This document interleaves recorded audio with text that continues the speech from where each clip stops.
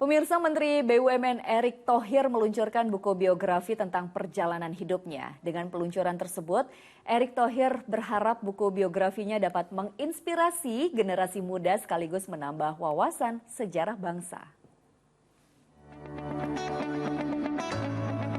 Menteri BUMN Erick Thohir meluncurkan buku biografi dirinya yang bertajuk Bukan Kisah Sukses Erick Thohir di Jakarta Convention Center Senayan pada Kamis sore.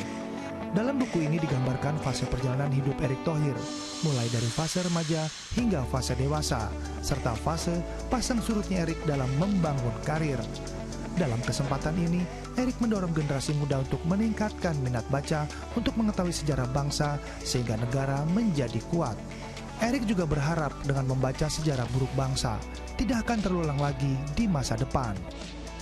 Jangan sampai generasi muda kita tidak tahu sejarah bangsa kita. Karena yang namanya bangsa besar, yang namanya kita juga menjadi bangsa kuat ketika kita tahu dan belajar dari sejarah kita. Nah, sejarah ini yang menjadi kekuatan kita sebagai bangsa. Jadi jangan kita justru mengulangi sejarah jelek bangsa kita untuk dilakukan pada hari ini. Bagi sang penulis, Abdullah Saimi mengungkapkan, kesulitan dalam menulis buku ini adalah saat mengemas cerita perjalanan Erick Thohir yang begitu banyak menjadi satu buku.